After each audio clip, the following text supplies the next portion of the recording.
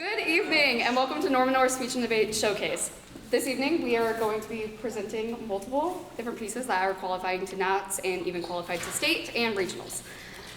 There is also shirts and for sale to fund our national trip, and there is also coffee and some sweet treats that you can enjoy. First up, we have our first performance is from the incredible new member of our team. This piece is a monologue about family dysfunction. This piece placed third at the Southmore tournament. The titles are Apple Pie Pain by Tara Madaw and Ferris Bueller's Day Off by John Hughes. Here's Cora Kerwsill.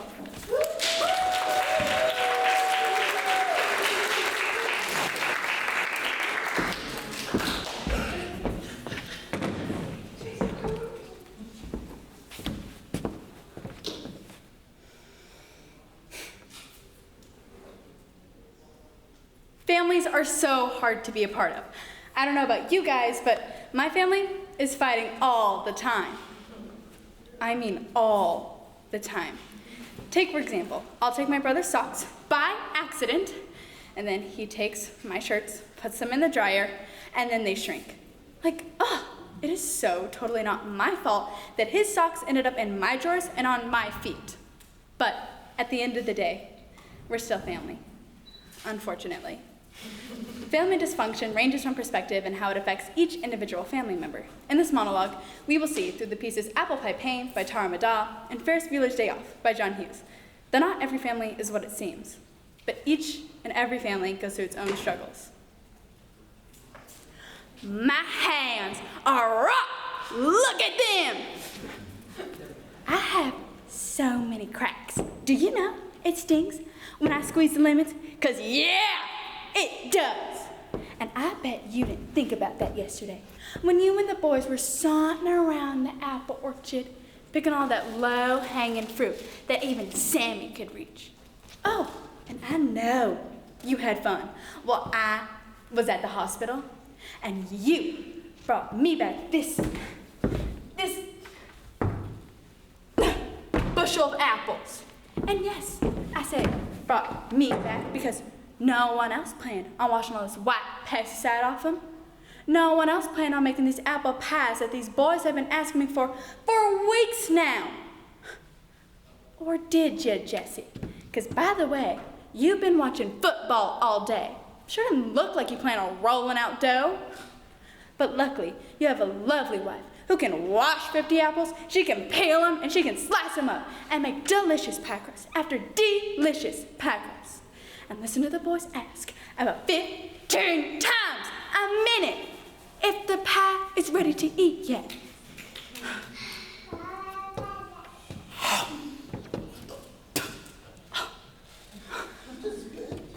Next year, just bring me back some donuts.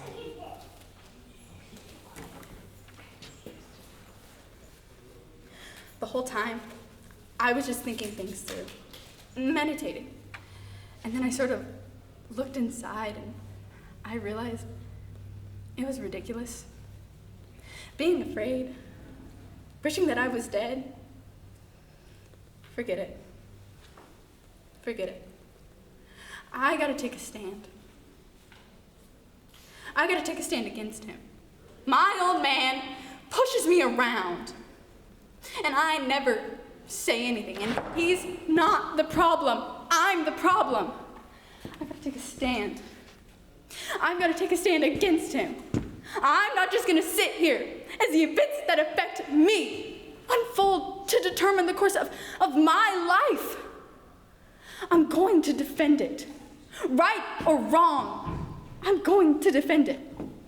I'm just so sick and tired of his crap. I mean, who does he love? Who does he love? It's not me! It's the stupid car! And I dented the crap out of it. Good. Good. My father will come home. He'll see what I did. I can't hide that. He'll see what I did and he'll have to deal with me. I don't care. I really don't. I'm so sick and tired of being afraid. Heck with it. No, I'll take the heat. I'll take it because I want it. If I didn't want it, I wouldn't have taken the car out this morning. But I did. So I'll take the heat. I'll take it because I want it. When Morris comes home, he and I will just have a little chat. Thank you.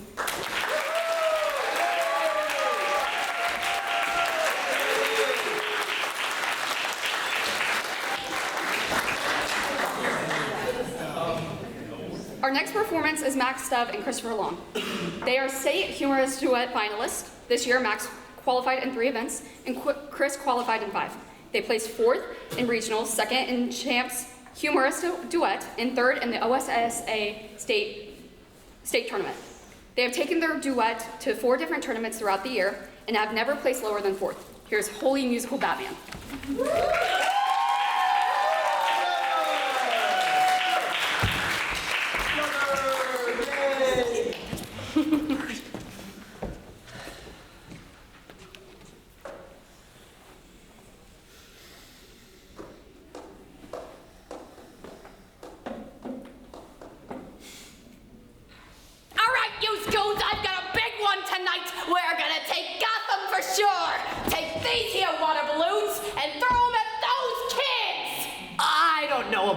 Should we really be doing this illegal activity in a children's hospital for orphans? Why not? Well, word on the street was Five Finger Skeletti was running a speakeasy uptown when he got iced by the bat. Shut your choppers! There ain't no such thing as a What happened to the lights?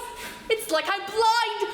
Blind as a... A bat, broken jaw, fractured ribs, fractured spleen. No, Batman! Welcome home, sir. This world, it's rotten, Alfred. It's just full of people who kill your parents. The only thing that makes me happy in this world is being more powerful than everyone else. Cheer up, sir. You know there is more to life than senseless violence and extravagant spending. Like what? Well, like family. And friends. Speaking of, I've got a visitor for you. But I don't like visitors. Yes, I know, but this visitor is unlike any other.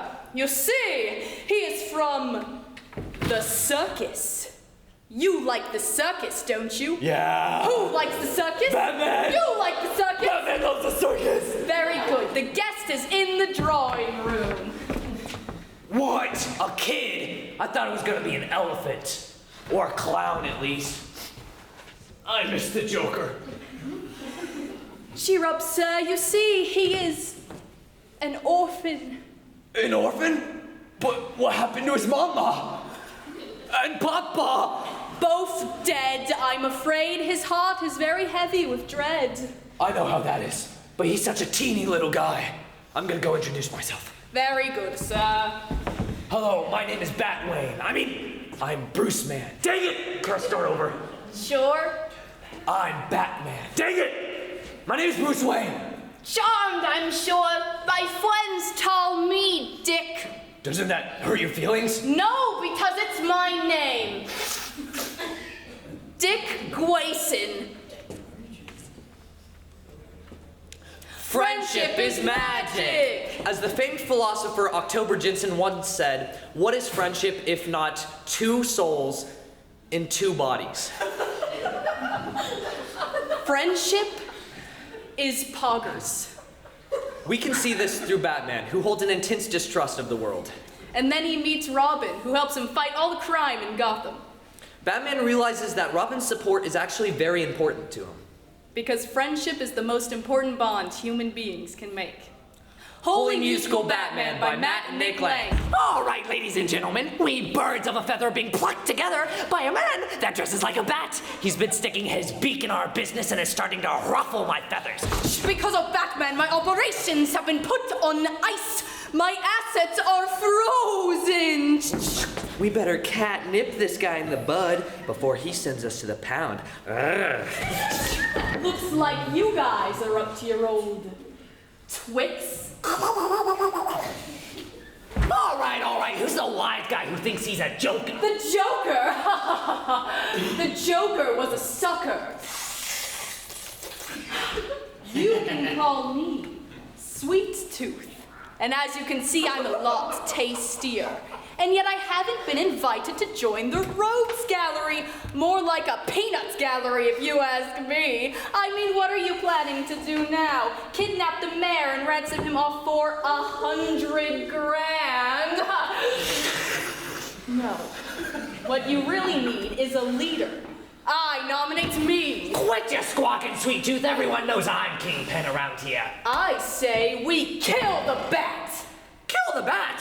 Well, if I thought of that, I'd still be the king of this in-house. Sweet Tooth, my top hat and monocle are off to you. Everyone introduce the new king of crime in Gotham. Sweet Tooth. Well, seeing as you're a hopeless young orphan, you can stay here a while if you'd like. I've had my fair share of wealthy billionaires throughout the years, and it's always the same. As soon as the novelty is worn off, I'm back on the street as old as the day my parents will take it from me by death's greedy hand. So what makes you any different from the rest of them, eh? Who is Bruce Wayne? Bruce Wayne died the night his parents were gunned down in front of his very eyes. From his ashes, I arose to help clean the streets of Gotham of its criminal scum. So that what happened to me will never happen to anyone again! Yes, Dick! I feel like you really get me. I feel like we're the same! Split right down the middle!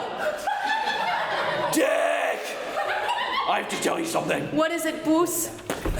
I'm Batman. I knew it! And now, I have something to tell you. It has always been a secret dream of mine to join your crusade as your sidekick. What? Really? Wait, no, Dick! I can't.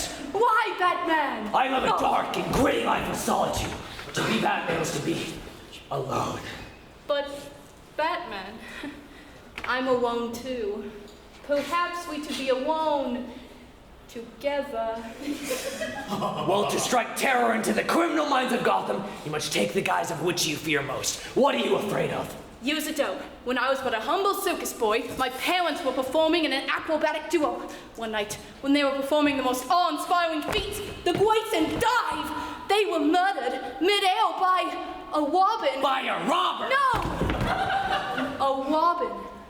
And ever since that day, whenever I hear the cheerful chirping of a songbird or a wobbling dove, I am filled with a quiet, white rage. Yes! Use that rage. Become that songbird. I can feel my transformation beginning. From this day forward, I shall now be known as the Robin. Tonight, Batman and Robin take to the streets. Batman was fearsome before, but now he has Robin. I think it's time to put an end to this dynamic duet.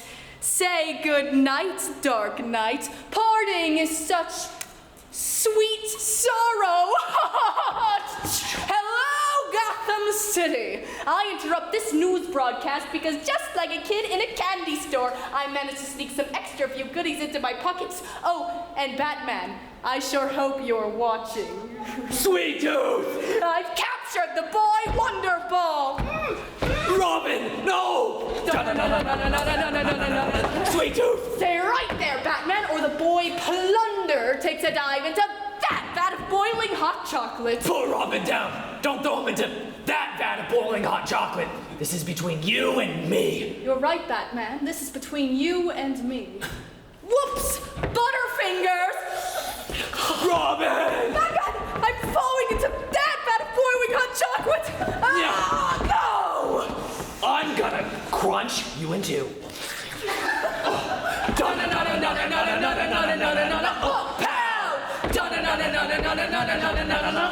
Boom! Boom! Boom! Boom! Boom! Oh wait, Robin, you got this. Wah, wah, wah, wah.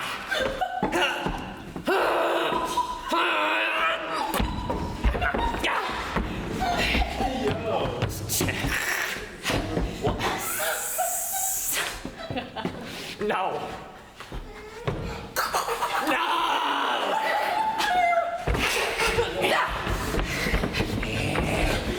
Do it, Titty!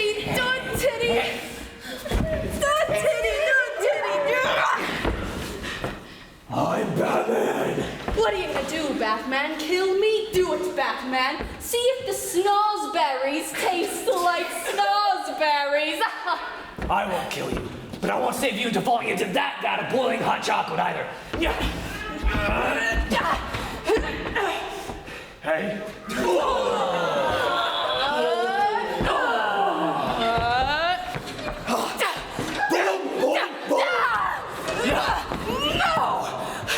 I'm falling into that vat of boiling hot chocolate! I did it! You did it! We did it. No. Batman and Robin!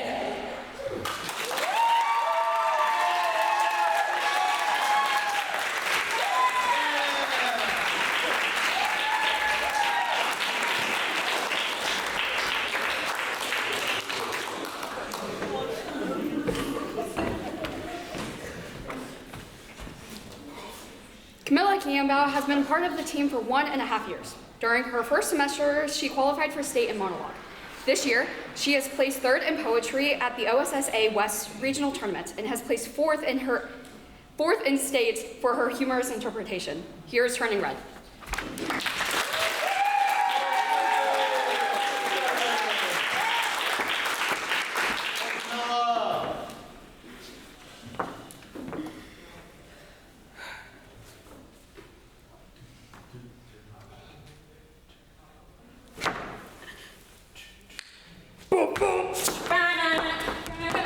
I never met nobody like you. Have friends and other buddies. It's true, the worldwide pop sensation 4-ton boys are coming to Toronto on the 25th. So get your tickets now. And second, they'll be performing under the red lunar eclipse. It's gonna be galactic for sure. Pesties assemble! Miriam! Hey, Priya! Yo. Abby! Yeah? What's up, May? 4-ton's coming to Toronto! This could be our only chance to see them together. No, absolutely not. Look at those glittery delinquents with their gyrations. No concert, and that is final. I never asked for anything. My whole life I've been her perfect little May. Tempo duties, grades, violin, tap dancing. I know my mom's worried, but sometimes she's just so wacko. Whoa! Huh? Whoa!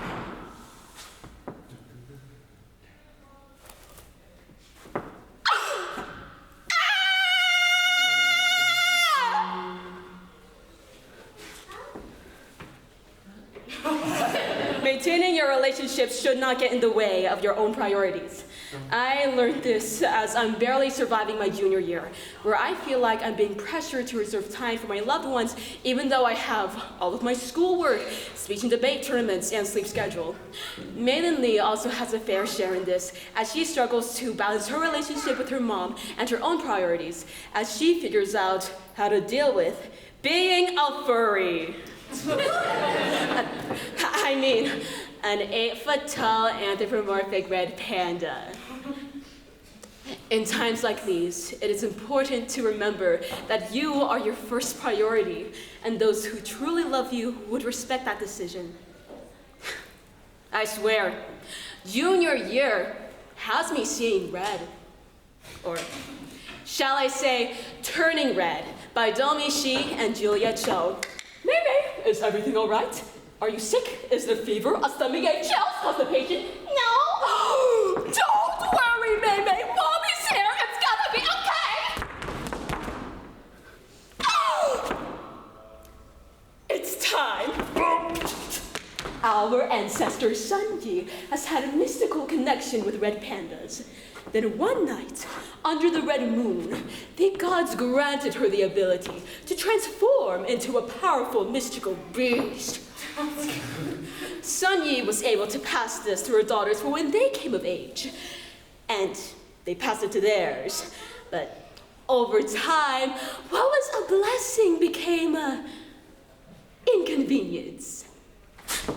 Are you serious? It's a curse? Listen! There's a cure. On the next red moon, you will undergo a ritual that will seal your red panda spirit, and then you'll be cured for good. You only have one chance to banish this May, and you cannot fail. Bumped! Ray, are you up? Crap! Guys! What are you guys doing here? Go away! May, it's just us. Yeah, open up!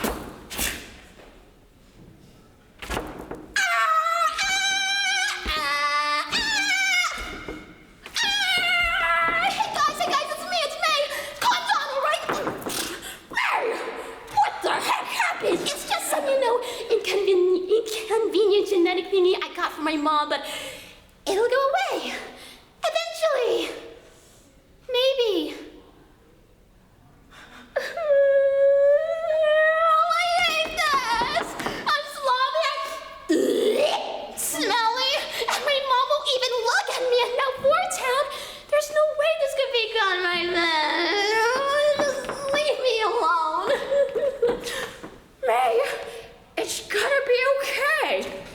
We love you, girl. Yeah, no matter what. Panda or no panda. Thanks, guys. You're the best.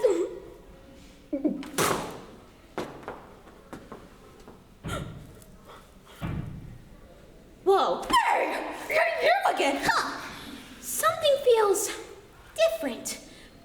Something about you guys just neutralizes the panda. It's our love. We're like a warm, fuzzy blanket. This means I can have my life back. No. Even better.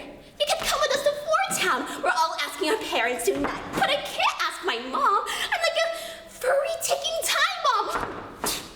We're watching this, and now you can control it. So just prove it to her, and she's gonna let you go. Mom, I think I made a breakthrough. Oh, how is this possible? What happened to your red panda? It's easy. When I start to get all emotional, all I do is remember the people who I love most in the whole world. Which is you! Oh, May. So now that's settled, I just have one teeny tiny favor to ask. No concert. Mom! Ding dong!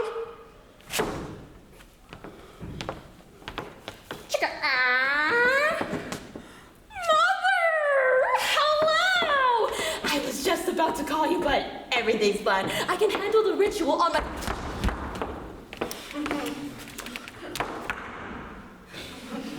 Poor dear. It must be so difficult keeping that unruly beast at bay. Well, your family is here now, May, and we will take care of everything. Now, follow my directions and breathe. Now don't move from the circle. For as long as the red moon shines, the astral realm will be open, and the circle is the door. The door would only open if we sing from our hearts. You understand? Oh, sun ye revered ancestor, hear us now. Never met nobody like you. Never not on my mind. Never not by your side. Never gonna let you cry.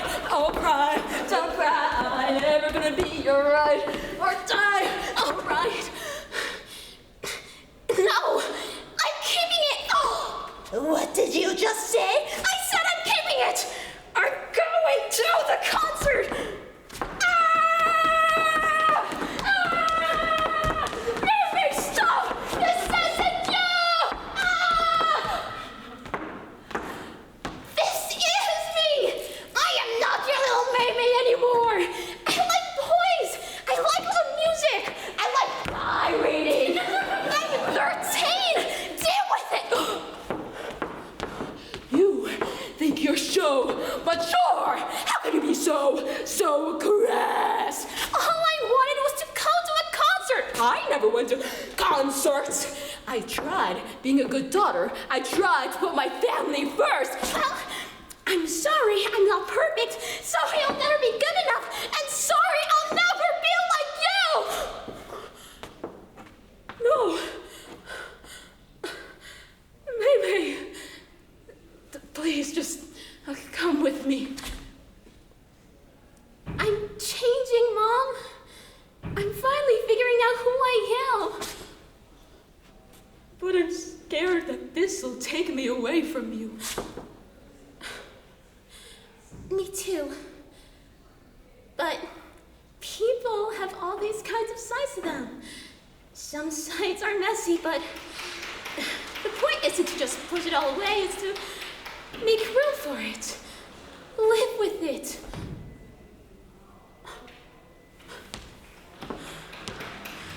I see you, May. You try to make everyone happy, but you are just so hard on yourself. And if I told you that, I'm sorry. So, don't hold back from anyone. Never not on my mind. Never not by your side. Your side. Never gonna let you cry, oh cry, don't cry. Never gonna be your ride or tie, alright.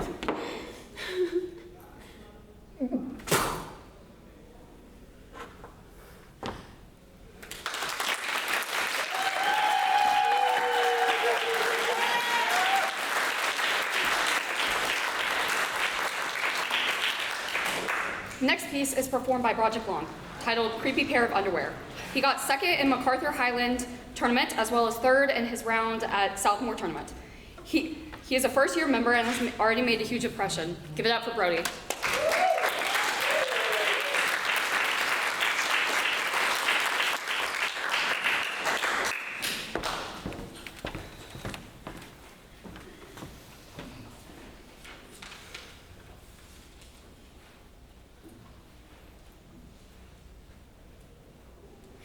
Jasper the Rabbit needed new underwear.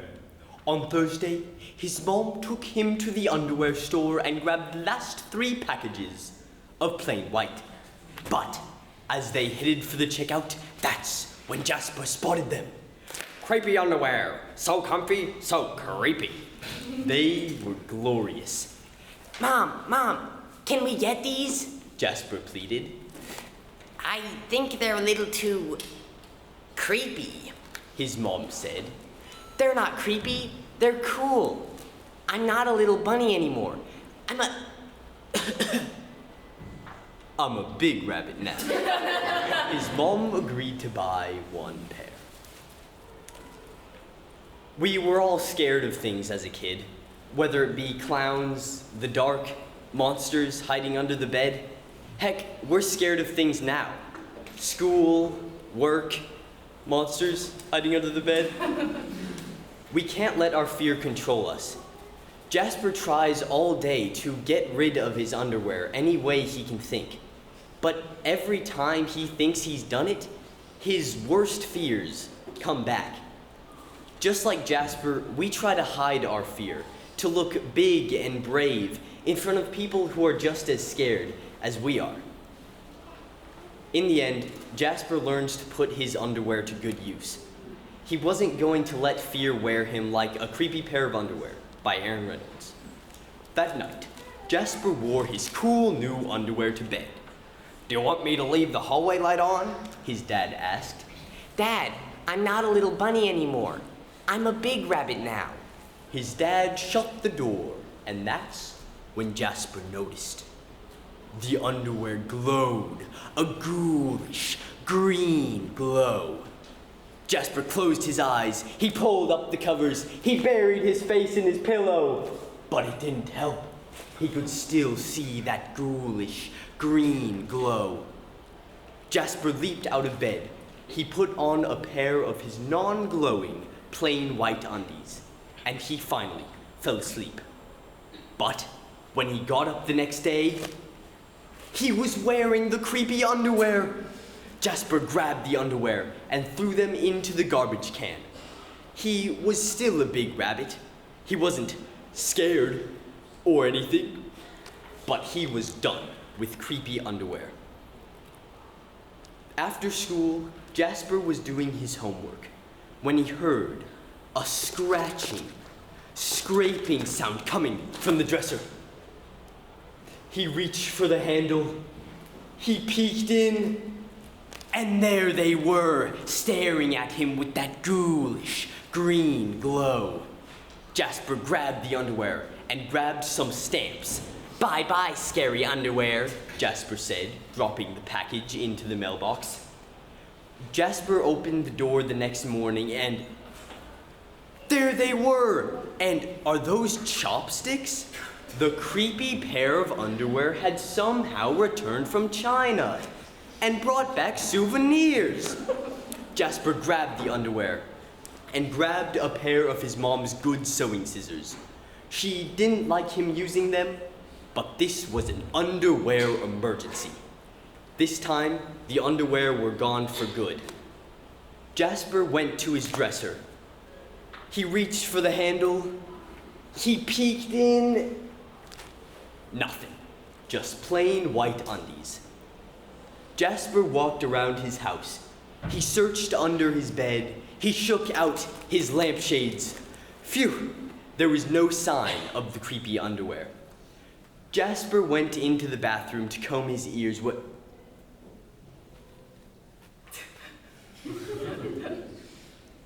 They were back! What's the matter with you? You've been so jittery lately. His mom asked. Nothing, Jasper yelped. A grown rabbit couldn't be terrified of his underpants.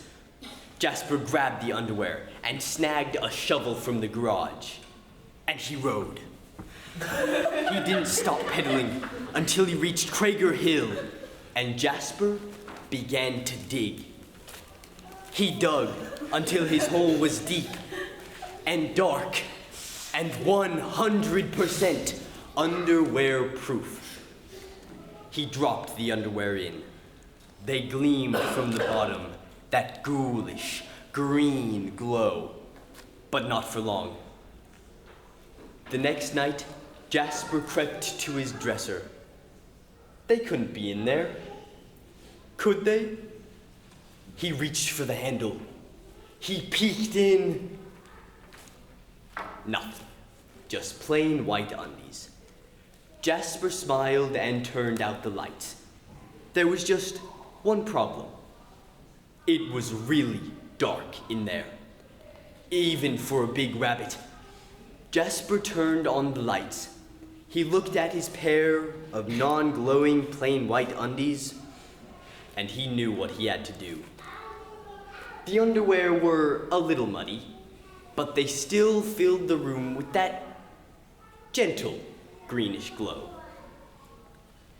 The next morning, Jasper went to the underwear store all by himself, just like a big rabbit would. That night, Jasper wasn't scared at all. As he lay down to sleep, he smiled, and so did his underwear, because they finally found someone who wasn't scared of creepy underwear.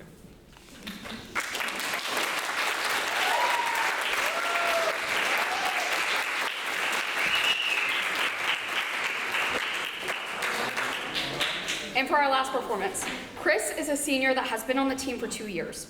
He's the regional champion in program of oral interpretation. He has made it to finals in the state tournament in this event, winning fifth place overall. He would like to issue a content warning for the discussions of the real-life death of Next Benedict, as well as the descriptions of transphobia. Now presenting Sweet a Southern Tea.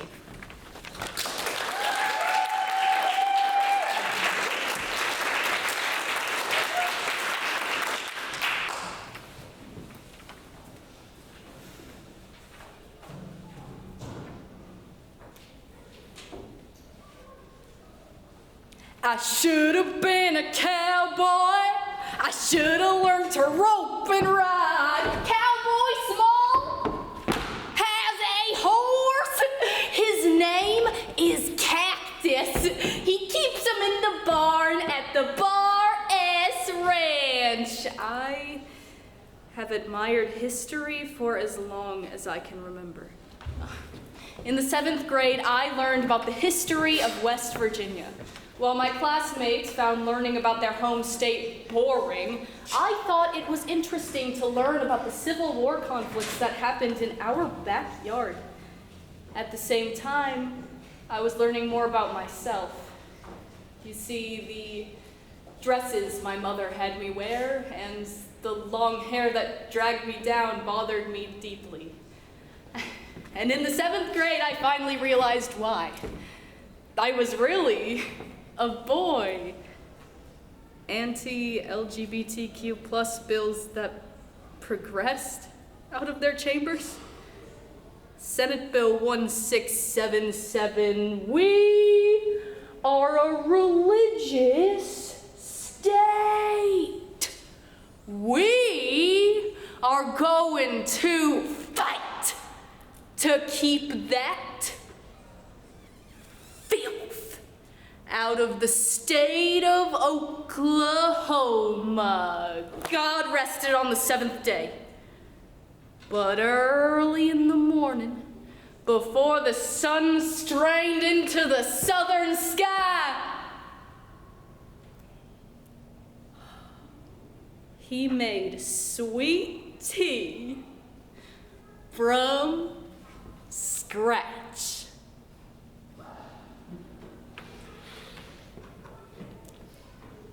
It is hard being transgender in the South. I often wonder if the very state legislature that is supposed to protect my rights is going to outlaw my very existence. That being said, I have never met a group of stronger people than the queer people of Oklahoma. We live here, and we aren't going anywhere. With the poetries by John Lane and Toby Keith, the prose by James Van Cuylenburg and Lois Lenski, and the articles by Lexi Aston, C. Mandler, and Fox News. Sweet as Southern tea, a program. Because trans people deserve to thrive in the South. Cowboy Small takes good care of Cactus. He brushes and curries him. He feeds him oats and hay. He gives him water to drink. During that year, I found the word transgender online. And I tried it out a few times to see if it fit. I would write the name I preferred, James, on my class papers, stare at it, and then erase it. When I was finally ready to share my identity with my parents, I was lucky enough to grow up in a very accepting household. At school, however,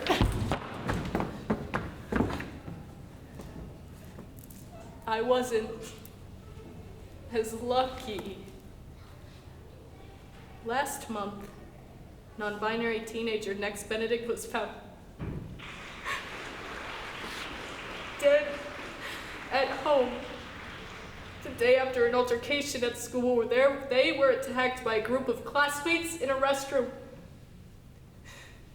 Benedict, a 16-year-old indigenous person who used both he, him, and they, them pronouns, had been targeted by bullies at their Oklahoma high school because of their gender identity. Cowboy Small puts the saddle on. Whoa, Cactus.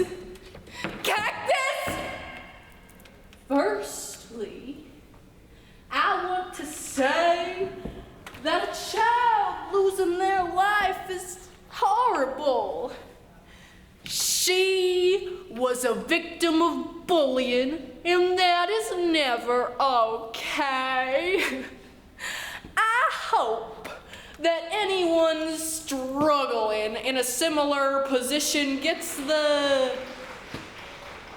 help they need as soon as possible. I decided to take a leap of faith. I asked my teacher if he had ever heard of a transgender person from West Virginia history. His response was no. And that he had never heard of something like that. And it didn't exist.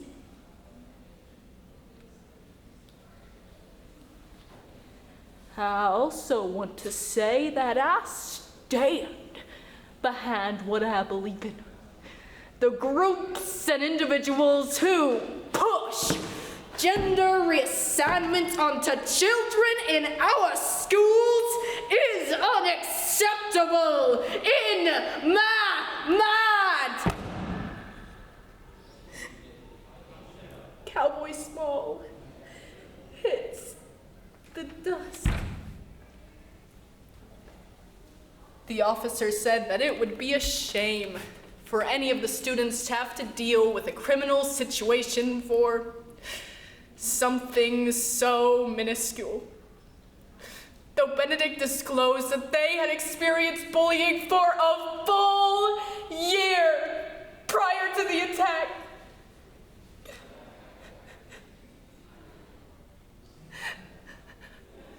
I should have been a cowboy.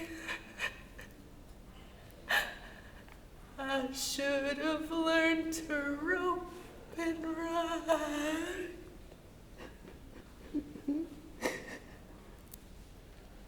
Welcome to Trans in the South, a directory of trans-affirming healthcare and legal service providers, compiled by the Campaign for Southern Equality. Our hope is that every trans person in the South can have access to the goods and resources they need to be healthy and to thrive. But Cowboy Small is a pretty good cowboy after all. Cactus is waiting, so Cowboy Small rides again! His answer scared me, but I was desperate to find some kind of validation. I decided I would do my final project on transgender Civil War soldier from West Virginia, who I found ended up becoming a role model for me. His name was Albert DJ Cashier. Is one of the most famous cases of women disguising themselves as men and fighting as soldiers in the war, because Cashier continued to live as a man after the war. There is an account of Cashier being captured by Confederate soldiers and escaping by overpowering a prison guard. His story propelled me to a place of self-confidence I didn't know I had. Anti-LGBTQ plus bills that didn't meet passage requirements.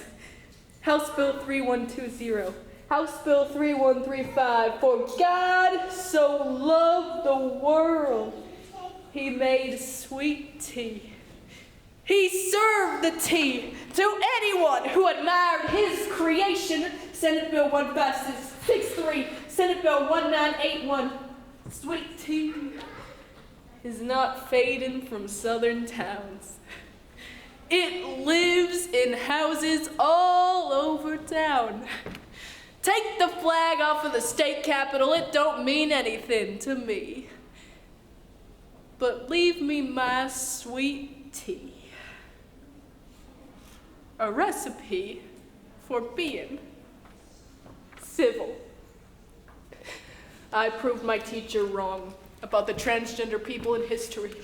I proved my peers wrong about the validity of the trans identity, but most importantly, I proved my self-doubt wrong. Growing up, I always fantasized about going to college in Los Angeles or New York, where I could meet more people who were like me, but in the last few years, I'm glad I stayed. Living here is an uphill battle, but it's my home.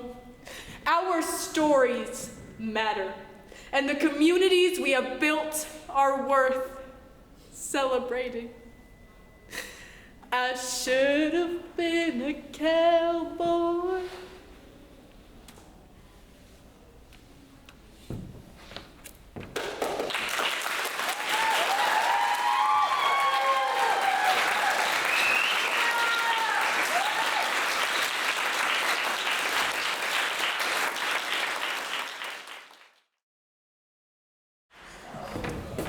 Hello, my name is John Austin Little. I am a 2-year member of the Norman North Speech and Debate team, 4-time national qualifier, this year's state champion with my lovely partner Alex Papavassiliou, and very happy to be debating in front of you tonight. I'm Alexander Papavassiliou. I've been part of Norman North Speech and Debate for 6 years. I've had 8 different partners, 2 of which are in this room. I've qualified to 4 different states, finaled in 3, and then champed in 2.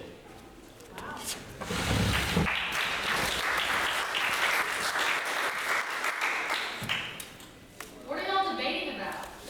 We're about to get to that. Today we'll be debating the resolution resolved. In the United States, the benefits of the use of generative artificial intelligence in education outweigh the harms. I will be standing on the affirmation. Alex, because he must, will be negating. If everyone's ready.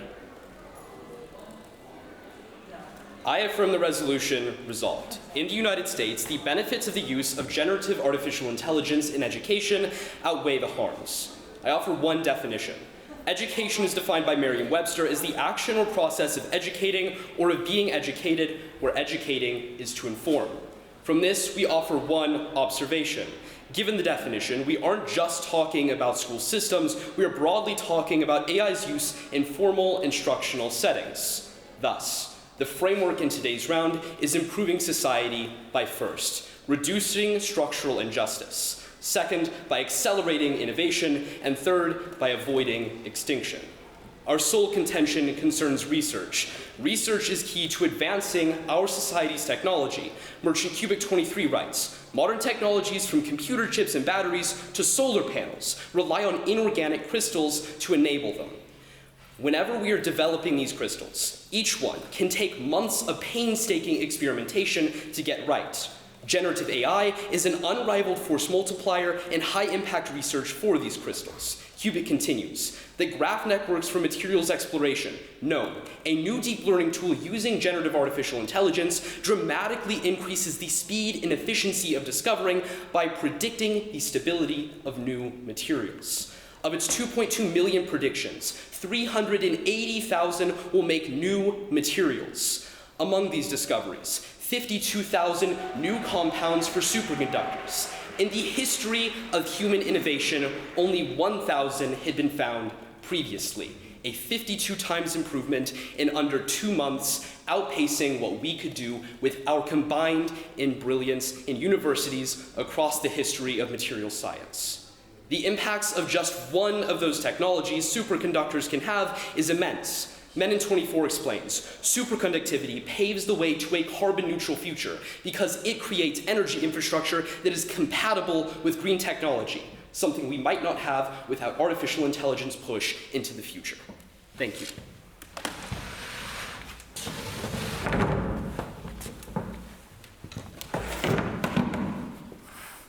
All right, everyone ready? I'm assuming, yeah. Okay, I negate the resolution resolved. In the United States, the benefits of the use of generative artificial intelligence in education outweigh the harms. We offer one observation. Benefits and harms in education should be measured by student outcomes since that is the goal of education. We reserve the right to bring up definitions later in the round. Our sole contention concerns the future of American students. Technological augmentation inherently hurts the vast majority of students. As Melee24 says, more and more evidence suggests that young people use technology to avoid learning rather than augment it. Unless the person that possesses the technology has the wisdom to use it to improve their learning rather than their entertainment, their education rarely benefits. This is precisely the wisdom that most young people lack. This is proven to be the case with AI. As Thorne24 explains, University of Pennsylvania researchers compared the math progress of nearly 1,000 high schoolers. Some students had access to the AI program ChatGPT while doing the practice math problems, and others practiced on their own. Those who did not use ChatGPT outscored those who did on the related tests. In fact, students using ChatGPT scored 17% worse. Meyerhoff21 explains, externalization of internal cognitive processing, says, leads to an impoverishment of the corresponding internal abilities. The availability of technical tools might provide a risk for subsequent memory performance, and as offloading decreases the overall amount of internal information processing and elaboration. Offloading behavior would be detrimental for long-term memory acquisition. And as Conrad 23 explains, when we fail education, we fail democracy. Democracy cannot succeed unless those who express their choices are prepared to choose wisely. The real safeguard of our democracy, therefore, is education. Our first failure is the inability to ensure that all our students, especially those from the most marginalized communities, are literate in reading, mathematics, and science. For the future of our country and the benefit of our society, we are proud to negate. And I stand open for cross-examination. Since you're the negation, would you like to start us out? Oh yeah, sure. So your whole case relies on the fact that education is to inform, right? So, and somehow research is education. How is research education? Isn't that too broad of a definition? We would argue it's not, because the thing about education is because we are strictly just informing, research fits the bill very well. Research is done to inform other researchers and people in industry about what works and what doesn't, and where society is headed in the realm of scientific innovation and progress in these relatively new subfields. If we don't have this information, people don't get educated. Sure, it's a niche kind of education, but I would say it's definitely important to discuss. So could I have a follow-up? Sure. So if I tell you that your tie is like misplaced, is that not also informing, meaning that AI in literally any sector is to inform?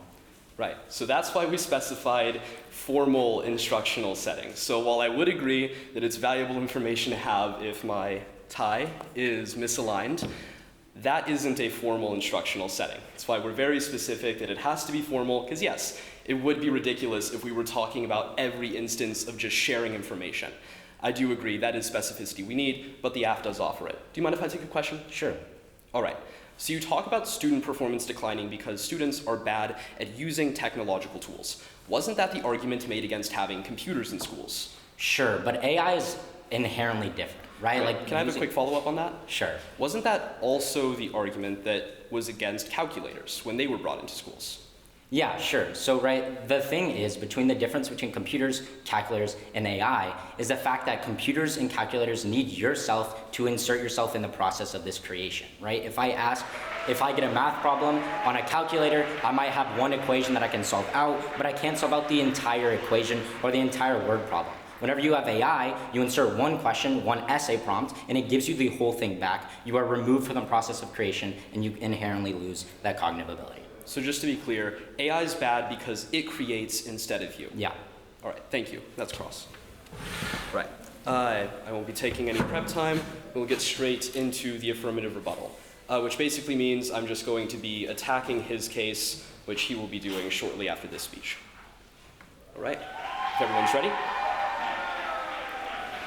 My opponents try to tell you that education will be impoverished by the technological tools at students' support. That isn't the case. Historically, every time we've had a new technological advancement made in education, it has been fought. Whenever we wanted to use calculators, it was fought. Whenever we wanted to use computers, it was fought. It was always true that it's far easier to cheat on an assignment with a computer. You can Google the answers, you can try to outsource your work to other people. It definitely gets a lot easier when you don't have to go to the library, pick up a book, and try to find the answer key to your support problems or your homework problems in that book.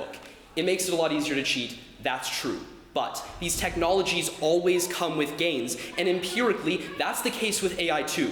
A Dong et al. Study, a meta-analysis of 29 different studies looking at student performance after AI was introduced in the classroom, found that student performance on the topics they used AI to tutor themselves with improved by almost an entire standard deviation. That is over 10% improvement for many of these students who are using an AI tool, and that is the most comprehensive research you're going to get on the topic. And even if you were worried about cognitive offloading, Risch finds that when students are aware of a test coming up, even if they try to offload information and use AI to not create anything, they recall the information because they are aware of the test. The stress induces memory, and they don't actually forget information. Long-term memory is still formed, education still happens. But at the end of the day, we would say that climate change is a much bigger concern than anything we're talking about in the classroom. You can't educate a dead child, and at the end of the day, you have to make sure you have the pace of innovation necessary for a green future. Remember Men in 24. Without these superconductors that we aren't creating fast enough, that AI is uniquely granting us access to, we won't even have the energy infrastructure to use green energy as it fell in our lap. We have to have AI for our students, we have to have it for our society, thus we affirm.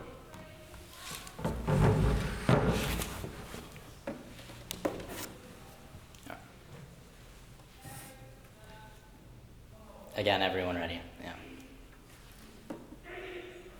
My opponent wants to sell you on cherry-picked studies and hyperbolic claims about research. Don't let them sway you. My opponent's evidence about student performance uses studies based on kids, their participants, who are willing to try to use AI to improve their studies. Of course, someone looking for a new tool will use it well, but those who are exposed to AI in school and are actively seeking to improve their education suffer. Their 29 studies have a total of 2,600 students. Our UPenn study tracked 1,000 single-handedly and under the same controlled conditions with the most representative student composition and found that test performance empirically declined. Their study may technically have more students, but it's still a Frankenstein of individually worse studies, and combining them doesn't correct the worst practices that produce the idea that students learn more when it's easier to cheat. What's more, this is logically consistent with what Melee tells you. Students want the path of least resistance. That is cheating. 10-year-olds aren't trying to become great mathematicians, they're trying to get back to their tablet, and if they can't do that, and if they can, they will do that with AI. But again, they keep bringing up calculators and computers. Remember what I said in Crossfire, that AI is uniquely bad for cognition as it removes humans from the process of learning. On their climate argument, it's a hyperbole. They have no evidence about how much faster innovation needs to be or how much AI will speed it up. Besides, they only win that research education if it's published, but innovative private companies can do the same thing with AI and never have anything to do with education. And they do. It's a non-unique. But when the claims are that shaky, it's best to defer to our observation. We should only look at impacts to educational outcomes. Schools are built to educate children, not save the climate. But even if you believe that the climate argument rolls through today's round, the backsliding of our democracy in the increased amount of cognitive offloading overall turn their arguments because as a whole, people who aren't correctly educated can't innovate in the future. Nice to open for Crossfire. Would you like to open us up again? No, you can take it. All right.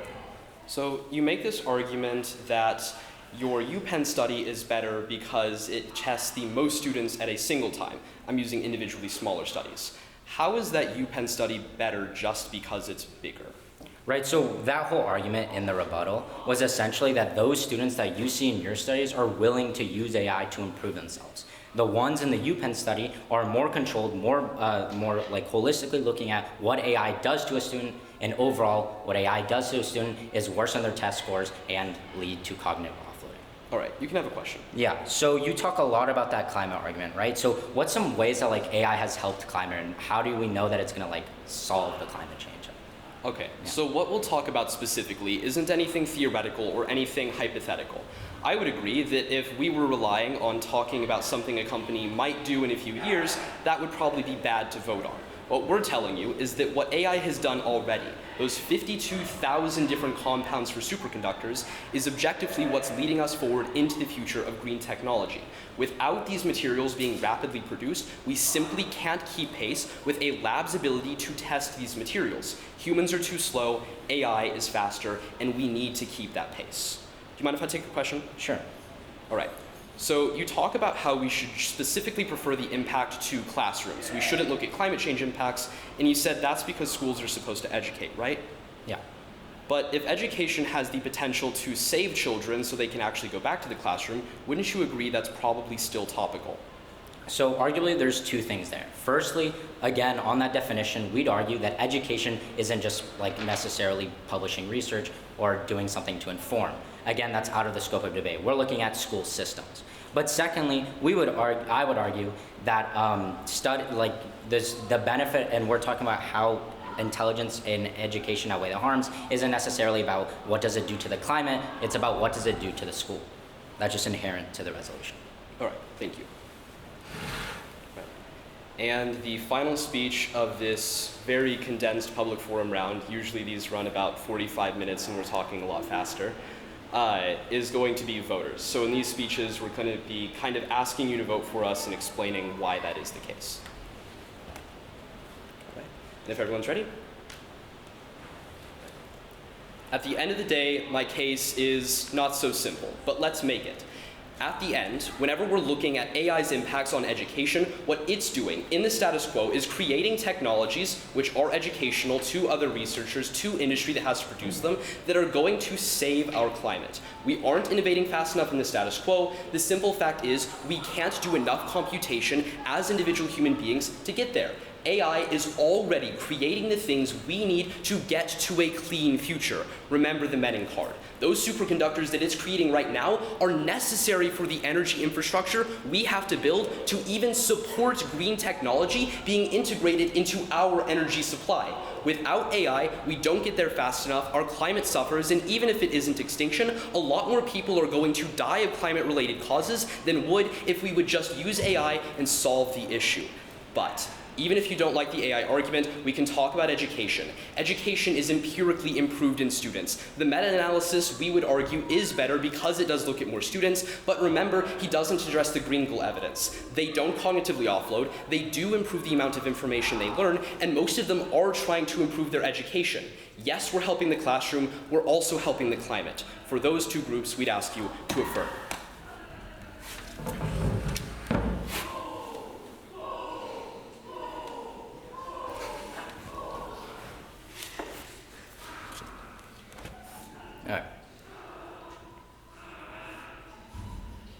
My case is incredibly simple.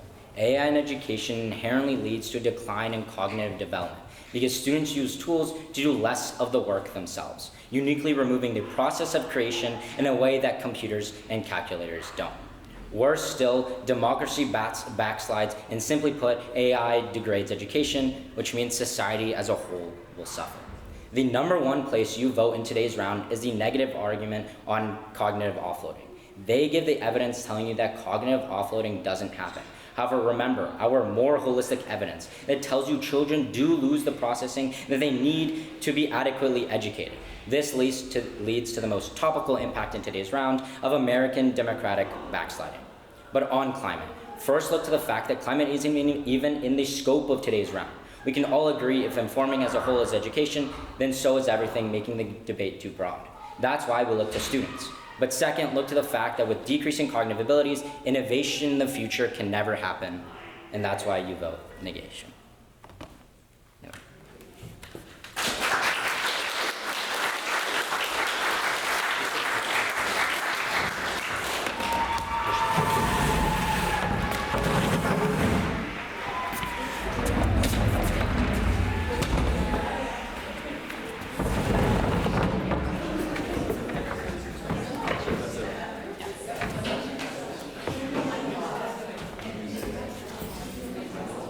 Wow, I mean, who enjoyed that debate, huh?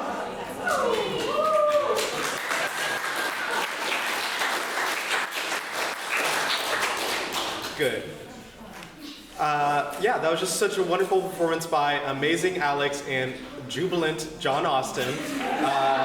Truly a wonderful job. I wrote it down. Truly, yeah, AI can never replace them. Okay, I've got a statistic. 100% of your donations to Normal North Speech and Debate go to fund our road to nationals in Des Moines, Iowa. So again, I have to urge you please donate. Now, next up, we have sophisticated Sofia. Sofia has been on the team for 30 years and is an incredible debater and speaker, qualifying for the national tournament this year in domestic extemp.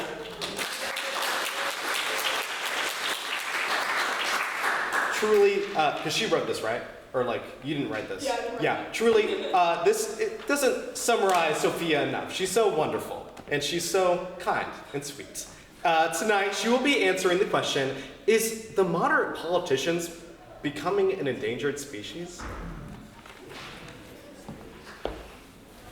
Come on, welcome her, welcome.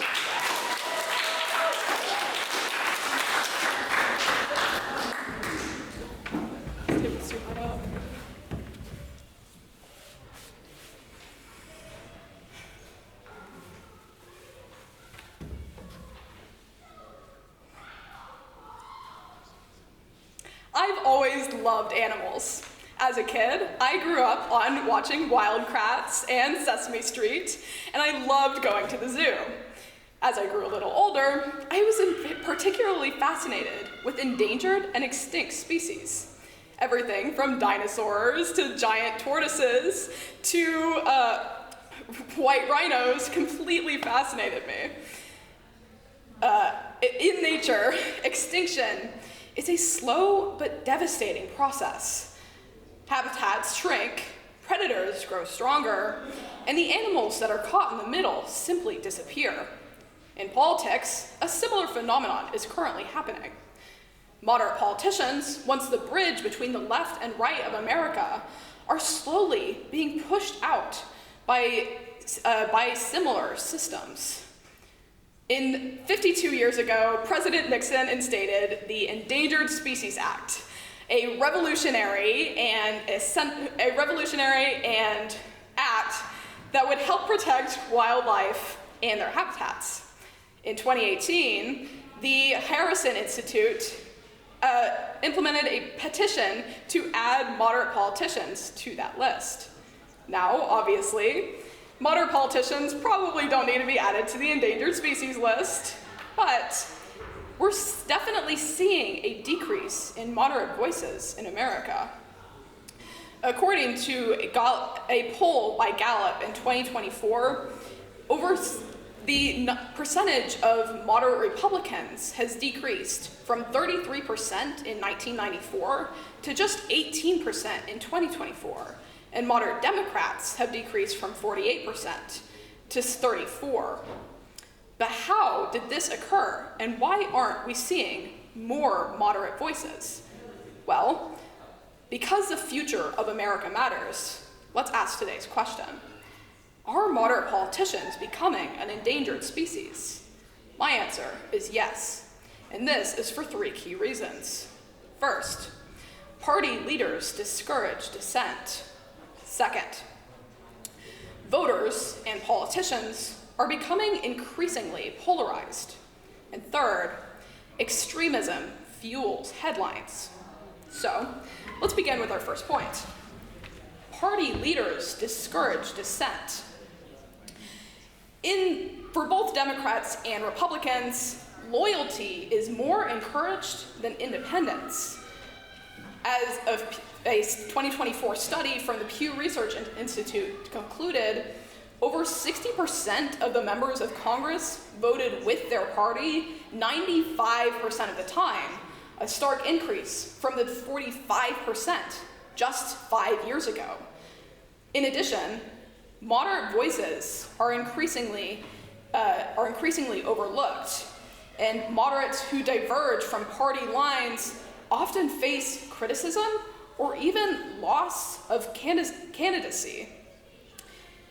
In addition, from the New York Times, in 2023, when moderate Republican Senator Mitt Romney supported a bipartisan legislation for gun control, he was censured from his state party. On the Democratic side, when moderates like Joe Manchin diverge from progressive values, they are criticized and sidelined. Moderate voices are being ignored, and parties are prioritizing loyalty over new ideas. This brings us to my second point. Parties and voters are becoming increasingly polarized.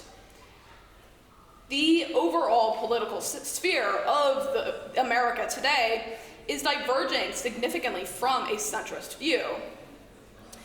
According to Gallup polling from 2024, the percentage of Americans who identify themselves as entirely conservative or entirely liberal has increased at obscene rates over the past decade, and the middle is increasingly shrinking.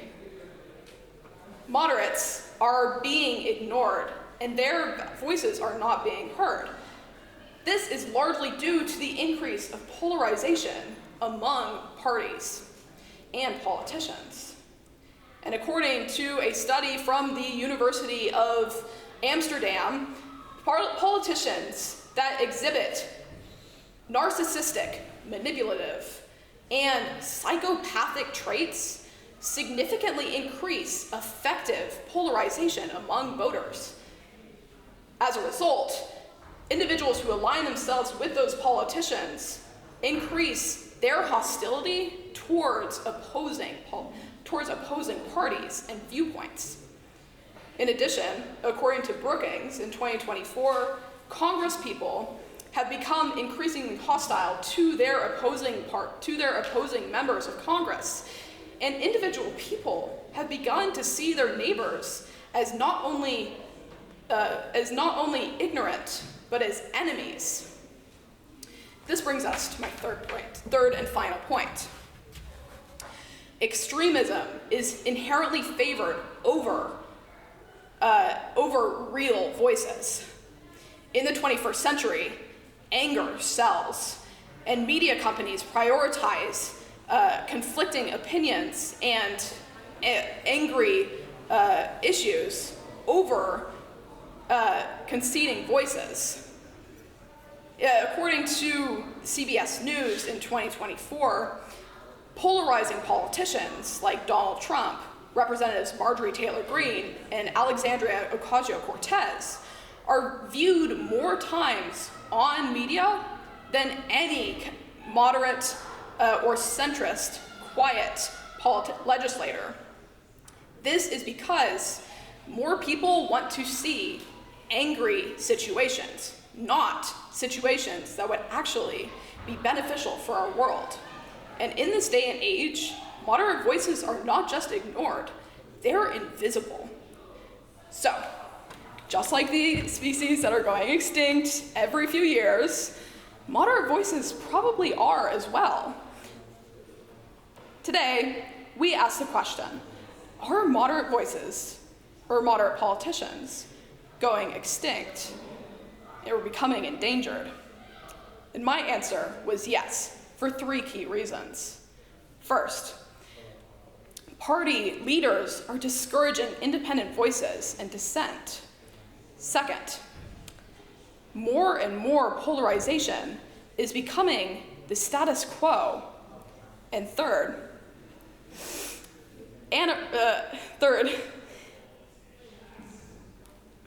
differentiating behavior sells better than new voices. Thank you.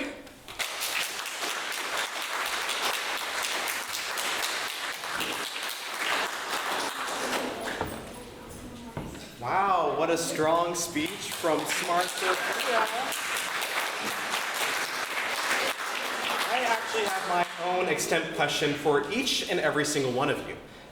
Will you help fund our road to nationals in Des Moines, Iowa by donating? Just think about it. Okay, next we have Eloise. She is a junior and has been on the team for 3 years. She qualified 6 events to regionals this year, but her main events were LD, OO, and Info. She was a state qualifier in FEX and is going to nationals in Info. If you ask anyone to define her, one word they would probably use is iconic. Tonight, she will be performing her Info titled I Don't Want a Hippopotamus for Christmas. Also, minor substance content. So just a warning.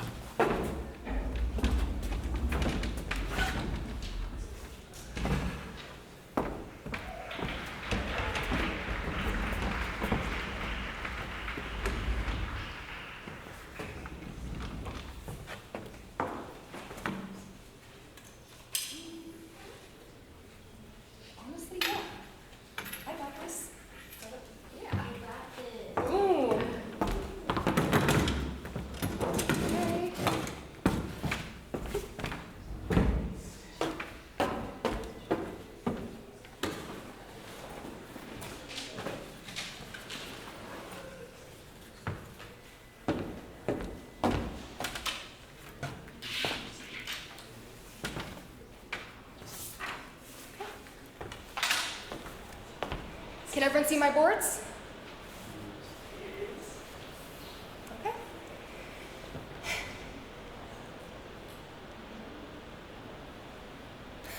can't stop thinking about how next year, everything's going to be different. I mean, I only have one more Christmas at home with my parents before I graduate high school and move away. And it's a bittersweet feeling, to say the least.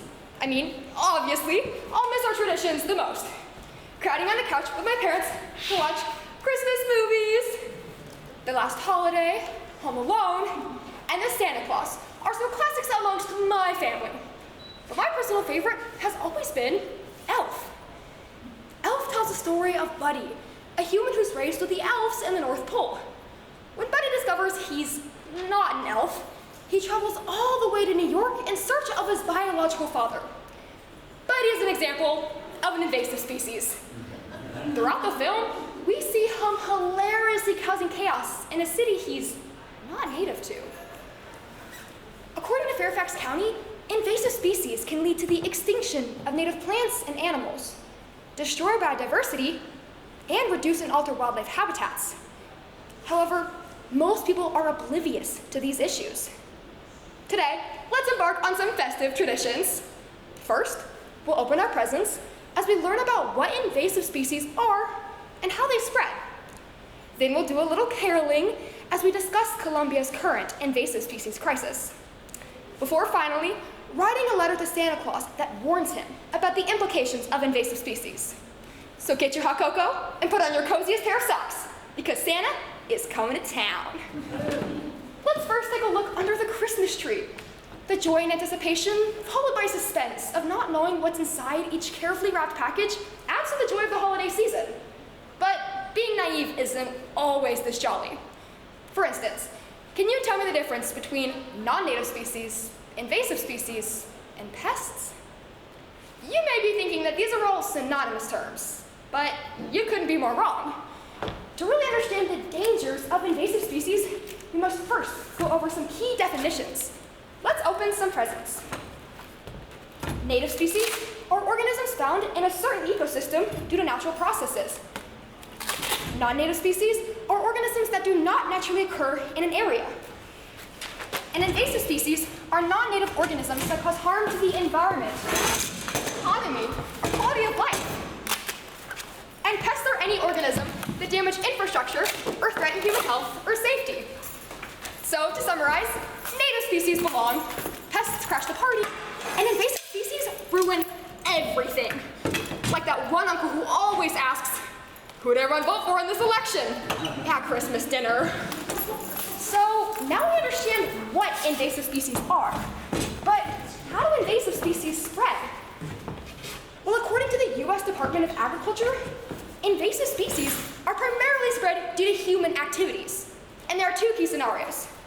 The first is, whoops, that was not meant to be moved.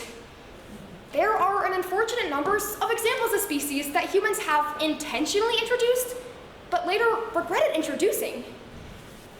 Zebra mussels are native to Russia and were introduced to the Great Lakes in the 1980s to control the population. The toads, okay. The mussels thrived in North America, and the reduced population of native mussels destroyed ship hulls and clogged up pipes. The second scenario in which invasive species spread is, whoops, that was not the intent. There are an unfortunate numbers of examples of species that humans have intentionally introduced, but later regretted introducing. Cane toads are native to South America and were introduced to Australia in the 1930s to control the population of beetles harming the sugarcane crop. The toads thrived in their new habitat, not only eating the beetles, but also everything else. That's like hiring someone to take care of your garden, coming and finding them raiding your fridge. Weird, right? Australia has since spent millions of dollars trying to control the cane toad population spread all over their country. While Australia's intentions were pure, some species are introduced out of pure greed. For instance, an infamous cocaine dealer's exotic pets got out of control in Colombia. This isn't your average Christmas story. This is a tale of the cocaine hippos. I mean, we all know that Christmas song. I want a hippopotamus for Christmas. Only hippopotamus will do. Luckily, I had a rich drug lord daddy to buy me all the hippos that I wanted. Y'all don't know that verse? Well, that's how I'd sing it. If I was Manuela Escobar, you see, when your dad's Pablo Escobar, the richest, most infamous cocaine dealer in the world, you can get anything you want for Christmas, even hippos. In fact, in the 1980s, Escobar illegally imported 4 hippos from a wildlife park in Dallas, Texas, to his massive exotic zoo on his 5,000-acre Hacienda-Napoles ranch in Colombia. However, in 1993, Colombian security forces shot and killed Escobar, and they collectivized much of his estate, transporting his exotic animals to nearby zoos or wildlife parks. However, his hippos stayed and eventually escaped to the Middle Magdalena. As you can see, hippos are found in sub-Saharan Africa, nowhere near Colombia. According to the Smithsonian Museum of Natural History, many species that get introduced to new habitats don't survive because the conditions are not what they're adapted to survive in. This is not the case for the cocaine hippos, however. The Middle Magdalena shares similarities with their native ecosystem in Africa. With no natural predators, steady weather, and lots of food, Colombia is basically an all-you-can-eat buffet for these hungry hippos. And not to body shame or anything, but these hippos are fat. They're so chunky, they've got their own zip codes in Colombia. But it's not just their size that's a problem. Hippos are polluting the environment in a way you never expect. With their farts. That's right. Hippopotamus farts have been proven to cause permanent atmospheric damage. Almost worse than my grandpa after Christmas dinner. But in all seriousness, Colombia's hippo population now tops 200, which is an explosion from the original 4 illegally brought to the country. If measures aren't taken to control them, their population could explode to 1,000 by 2035. However, there's no clear solution at hand. In 2009, the Colombian government ordered the killing of a hippo called Pepe, who was posing a threat to locals. Pepe's death sparked public outcry among the community. I guess you could say Colombians love their hippos more than Americans love Hallmark Christmas movies. In 2012, a law was passed making it illegal to kill hippos in Colombia. Since then, the government has been trying, unsuccessfully, to limit the hippos' population by chemically sterilizing or castrating them. However, like I've been saying, these hippos are fat with the pH, so it's not an easy task to do. The government doesn't know what to do. We are in a race against time in terms of permanent environmental damage and ecological impacts. Maybe it's time to write a letter to Santa Claus. Dear Santa, I don't want a hippopotamus for Christmas, and Colombia doesn't need any more. Colombian hippos are exploiting the ecosystem of the Middle Magdalena. The animal's heavy weight destroys the landscape as they walk. Furthermore, hippos are polluting the river basin, affecting the habitat of fish, manatees, and capybaras. I mean, come on, Santa. How about a white Christmas this year? And not the kind of snow Pablo Escobar can provide. In 2022, the Colombian government finally declared these humongous hippos a toxic invasive species. The reason why Colombia is struggling to control their hippo infestation is that it took the government 40 years to recognize just how dangerous these hippos actually are. Colombia's lack of initiative has now caused irreversible damage. The fact is, people don't understand how delicate the environment is, and the impacts of invasive species are often not observed until it's far too late. Invasive species play a key role in over 60% of recorded plant and animal extinctions. Furthermore, from the World Economic Forum, the global economy spends an annual $423 billion on invasive species. These figures remind us that humanity is not separate from the environment, but deeply reliant on it. We are at the precipice of irreversible damage and economic effects. But today, we embarked on some festive traditions. First, we opened our presents as we learned about what invasive species are and how they spread. Then we did a little caroling as we discussed Colombia's current invasive species crisis. Finally, we wrote a letter to Santa Claus warning him about the implications of invasive species. Christmas, with its vibrant lights, joyful carols, and heart-wrenching traditions, holds a special place in my heart.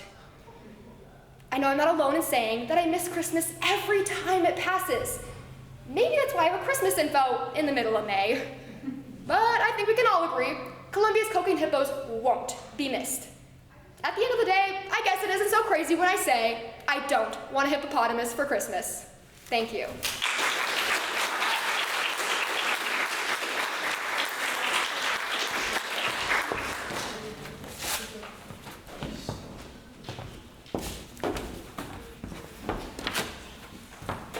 Thank you.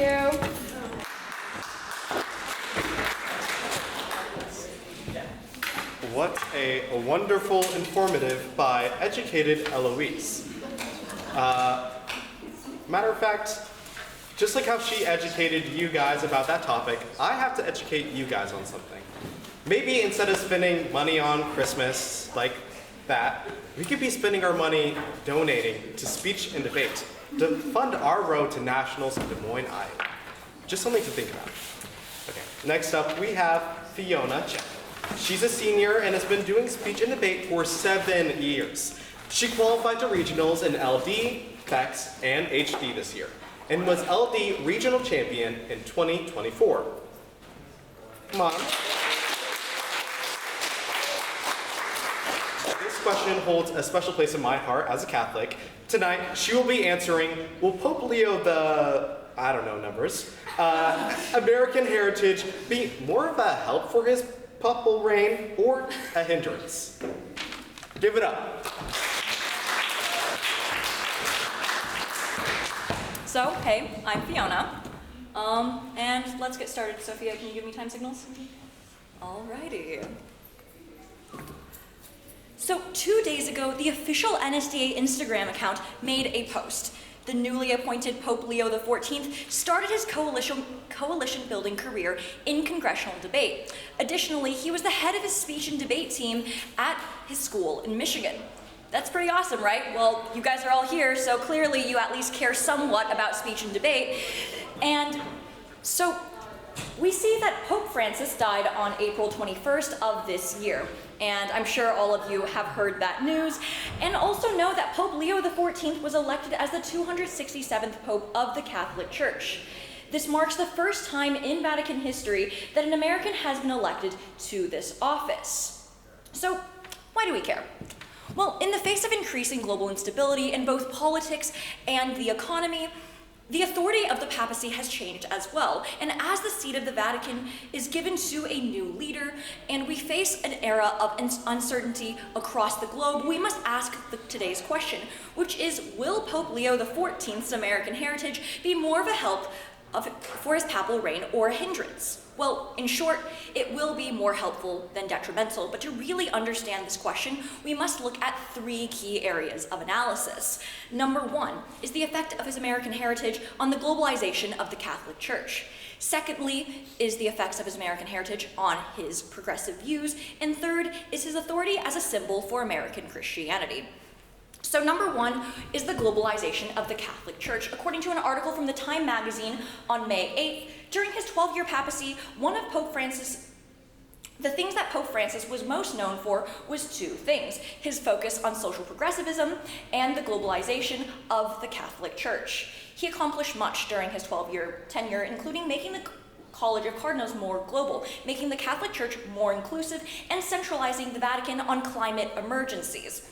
And so, while Pope Francis was very successful in spearheading the globalization of the Catholic Church, experts claim in an article from the BBC just a few days ago that Pope Leo's American background has the potential to open even more avenues for him than Pope Francis had, both due to his American background and also his strong backing from Latin American Catholics. The reason for this is his long-standing career as a missionary in South American countries, in particular Peru. In fact, he served as a bishop in Peru for 8 years, from 2015 to 2023.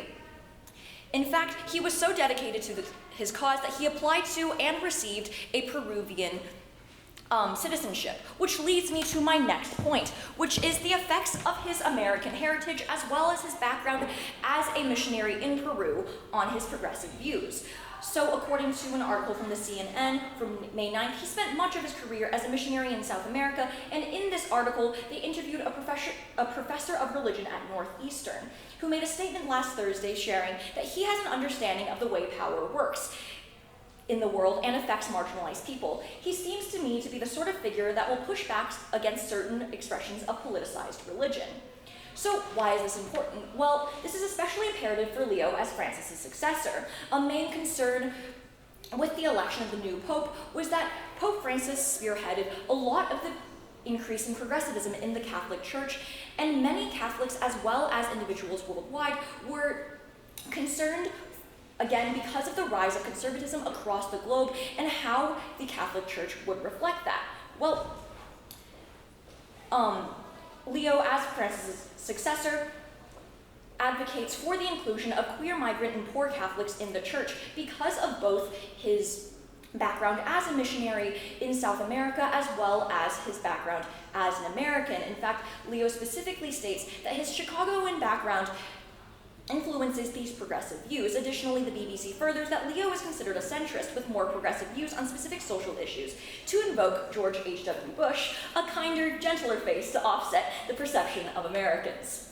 This leads me to my final point, which is that his American heritage serves as a symbol and beacon for American Christianity. The rise of far-right sentiments in America is on the rise, and with the recent presidential election and appointment of extremist conservatives to office, Pope Leo faces a fractured world and a fractured church. Despite their global influence, according to the CNN, Leo and Trump represent starkly different visions. As Trump does everything in his power to deliver on his campaign the promise of mass deportations, the newly elected Pope sent another message to the world when he chose his papal name. By choosing Leo XIV, the Pope made a deliberate nod to Leo XIII, a champion of Catholic social teaching and a defender of human dignity during the Industrial Revolution. The choice reflects a commitment to justice and equality, echoing the struggles of workers and immigrants. This last principle underscores the tension created by the Trump administration, which has terminated a number of legal immigration programs, such as the original CBP-1 app, refugee programs, and temporary protected status, and is now fast-tracking deportations, raising questions around due process violations. And so from this we can see that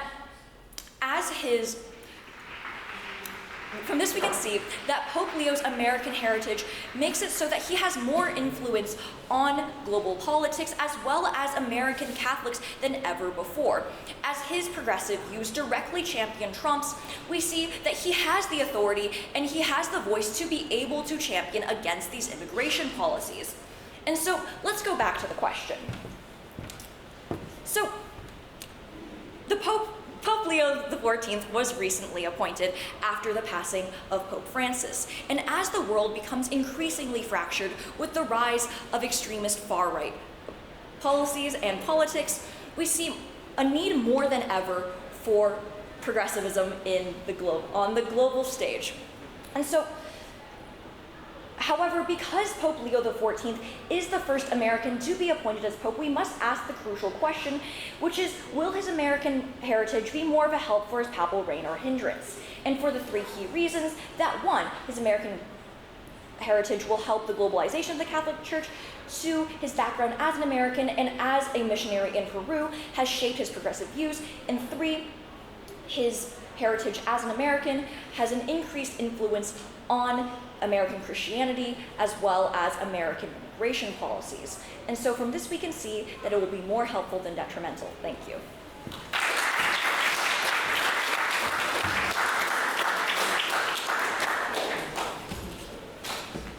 Fantastic speech from fantastic Fiona. Just like the Catholic Church, we are begging for money. I really wish we could pass a basket around like they do there. Maybe instead of picking an American Pope, we can pick our pockets to find our wallets to get money, because I know we all have cash. Next up, we have Phoebe. Phoebe is a senior and has been in the program since 6th grade. She's qualified to stay in all 4 years of high school, taking dramatic duet, humorous duet, informative speaking, public forum debate, and foreign extemporaneous speaking. Last year, she placed 4th in dramatic duet.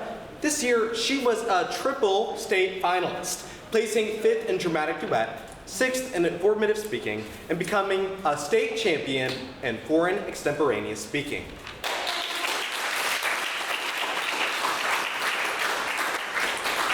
Phoebe is also a 2-time national qualifier and will be competing in original oratory at nationals in June. She's probably the funniest person I know, so please make the earth quake in excitement for her informative speech entitled, "Let Me Break It Down for You."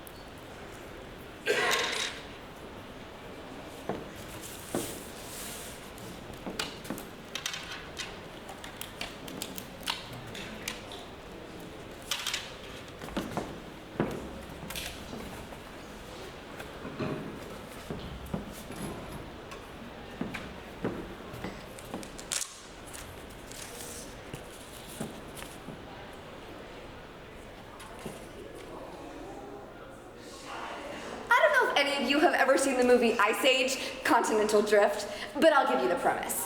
It follows a family of woolly mammoths, separated when their continent literally splits apart in front of them.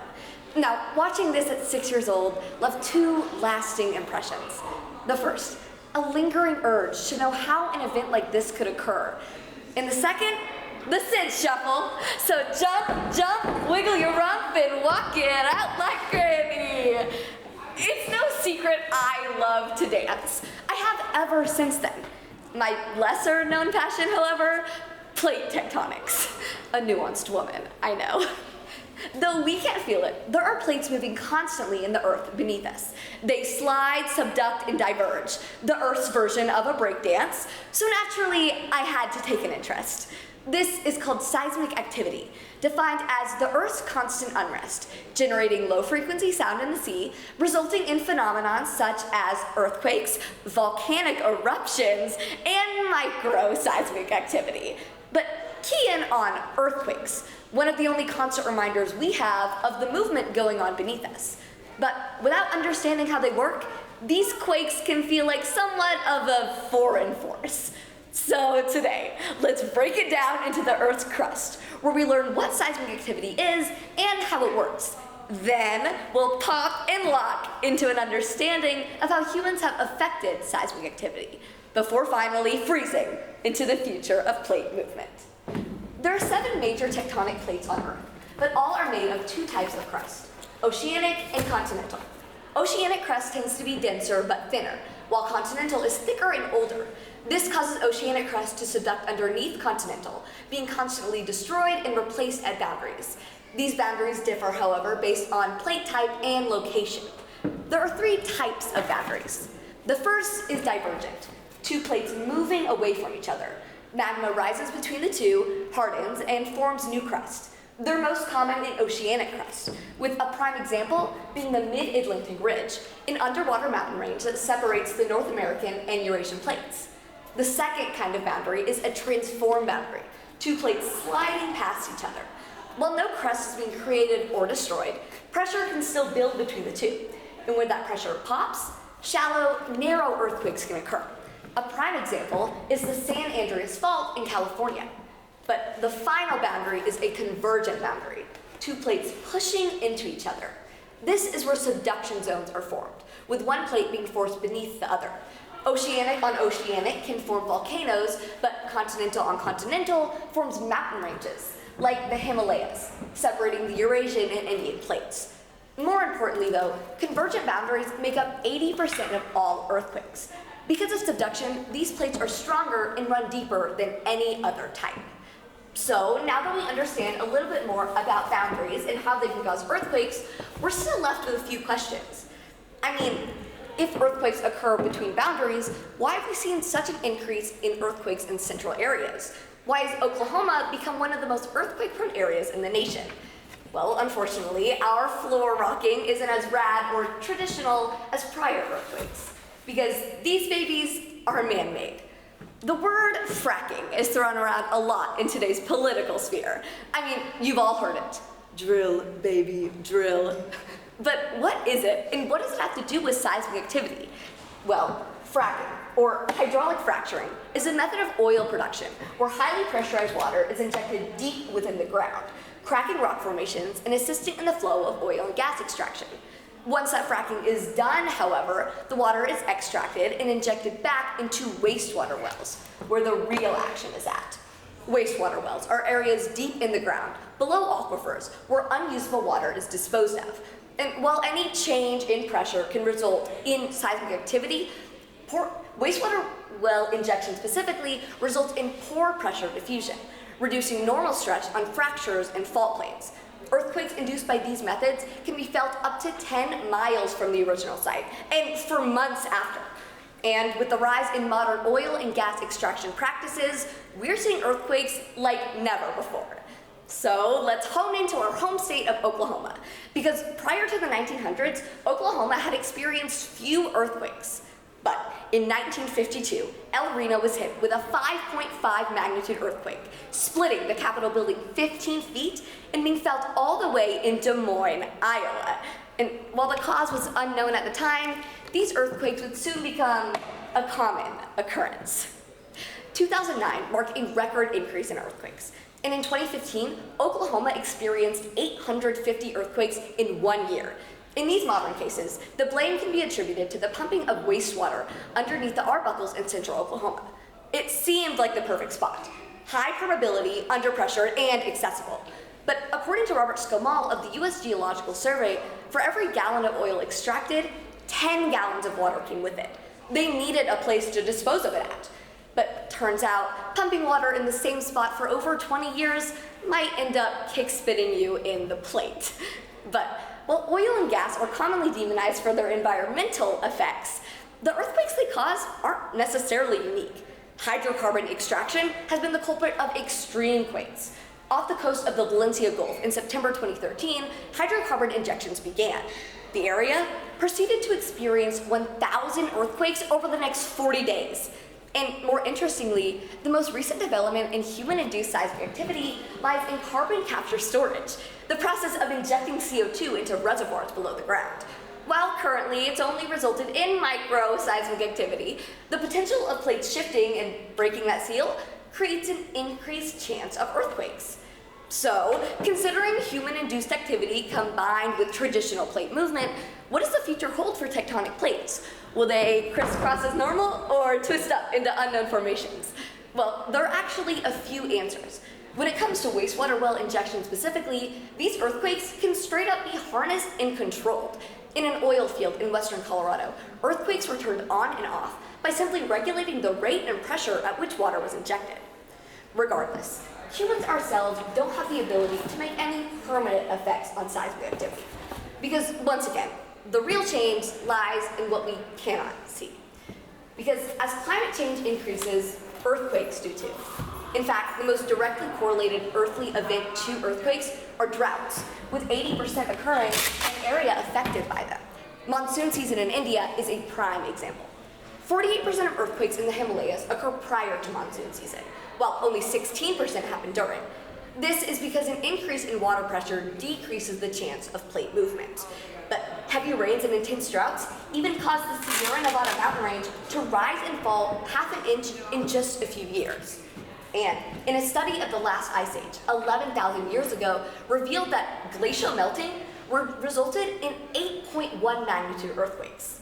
And with a rise in glacial melting in the current day, experts can't help but to boogie back to the past to try to understand the possible future. In all actuality, though, plate tectonics only hold the risk of instability if surface temperatures rise 100 degrees Fahrenheit in the next million years. So we're in the clear to rock steady with our current plates, boundaries, fracking, and more.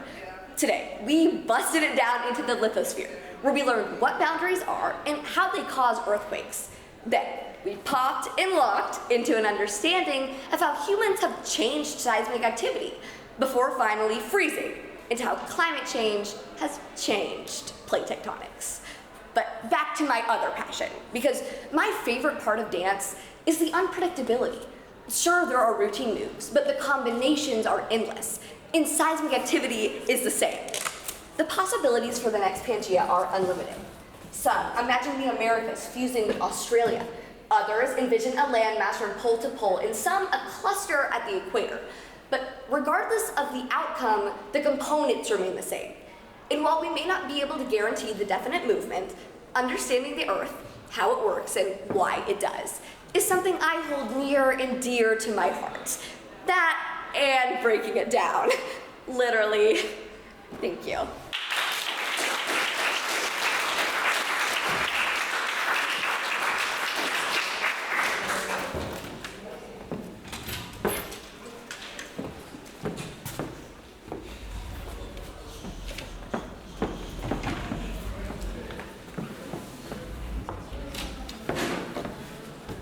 Wow, what a great info from factual Phoebe.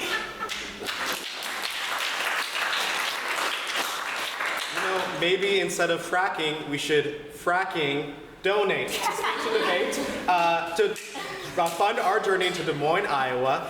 And the only seismic activity we should be seeing today is you all running over there to donate and to maybe buy a t-shirt or something. But obviously that's after our final performance from Lorelei. Lorelei Gent is a senior, and this is her 4th year of competing. She's gone to state 3 years in a row for dramatic duet, dramatic interpretation, original oratory, and informative speaking. Last year, she went to nationals for prose and got top 24th in the nation.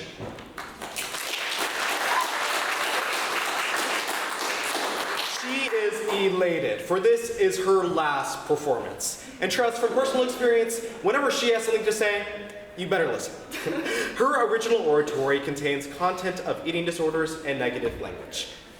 Let's all give it up for Lorelei.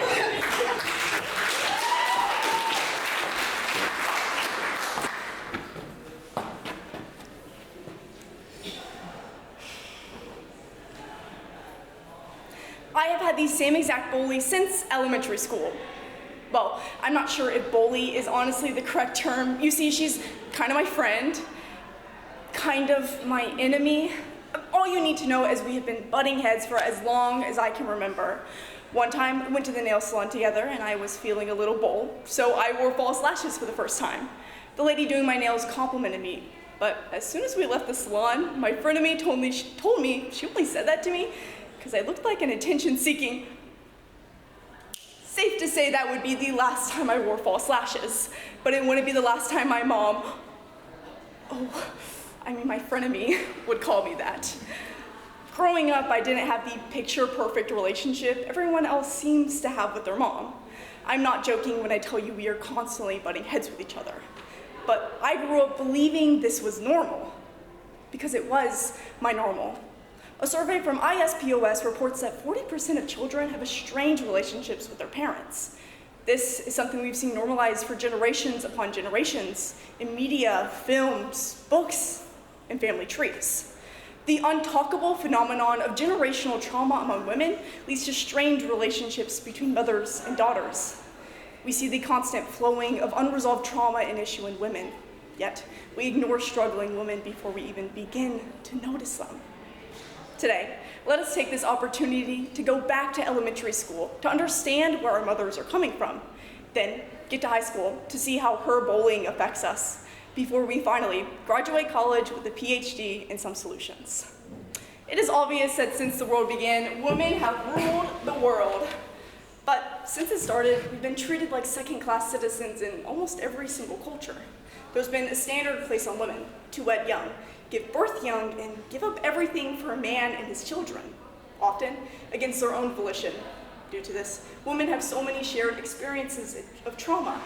In fact, we are 2 times more likely to experience trauma and 5 times more likely to suffer from PTSD when compared to their male counterparts.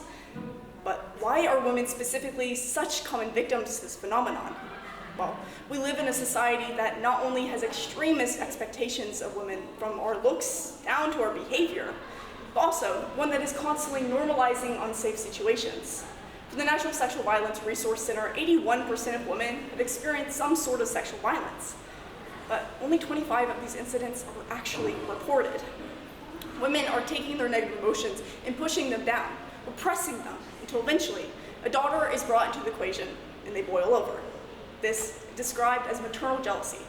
From Palo Alto University, maternal jealousy can stem from various sources, including feelings of competition, insecurity, and unresolved issues with the mother's past. This is a cause for the bickering and fighting we often see among women and their daughters, but it's not an excuse. We often ignore women in their struggle through motherhood, assuming they should know what to do because it's a woman's job, when in reality it's fine to not know how to deal with a screaming toddler or a teenager's attitude. But the issue rises when the line between not knowing and abusing is crossed. One would think the line is clear, but the fact I have to write a speech about it makes me think otherwise. Growing up, I looked up to my mom more than anyone else. To this day, she remains the strongest, most independent woman in my life.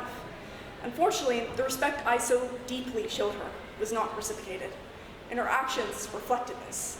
Living with my mother during my most formative years, she ensured 3 things. 1, I was disconnected from outside family members. 2, I was insecure. 3, I was solely dependent on exclusively her.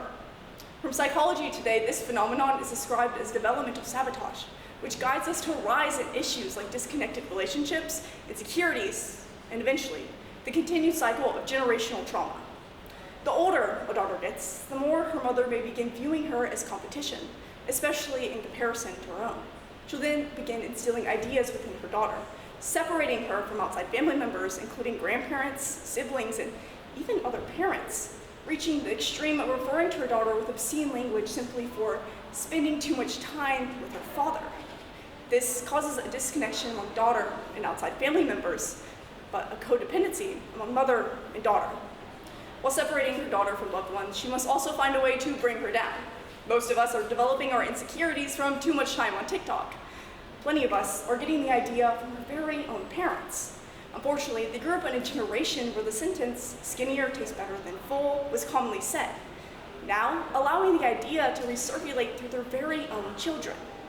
The most commonly developed insecurity is an eating disorder.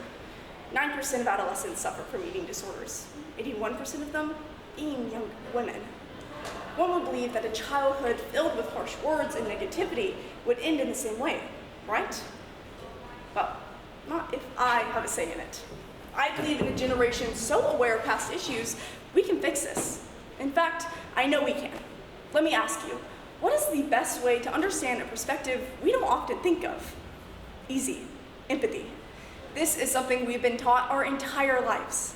Yet, I do believe it is something we too often, unfortunately, forget. First, we must set up a situation where we can just talk to our mothers. We have to get it all off our chest.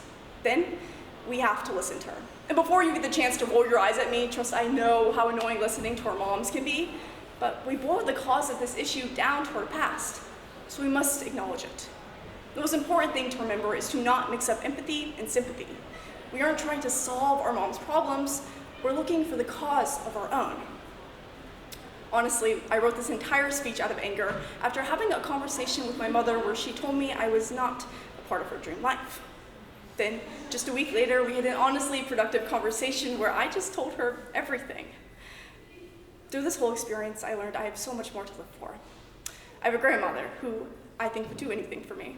A stepmom who's raised me as if I were her own flesh and blood. But most importantly, I have a dad who's fought for my sake my whole life. They would take me no matter how much I weighed. Today, we went back to elementary school to see where our mothers are coming from. Then we got to high school to understand how her bullying impacts us, before finally graduating college with a PhD and some solutions. If we live our entire lives attempting to live up to someone else's expectations, we will never truly live. Further, if you're expecting to get better overnight, you don't want to genuinely be better. So what if my mom doesn't look at me how I'm looking at a box combo of canes after this tournament? At least I don't have to think about the calories. Thank you.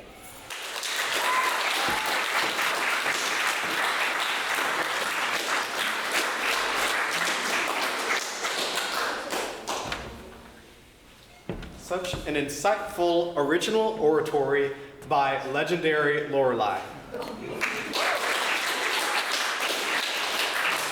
Thank you so much for attending our second annual 2024-25 Speech and Debate Showcase. I'm so glad that you decided to spend your time here and to help us. Honestly, just please donate. Please go outside. There are ways for you to donate, probably, I assume. Honestly, yeah, you guys are great. That's it.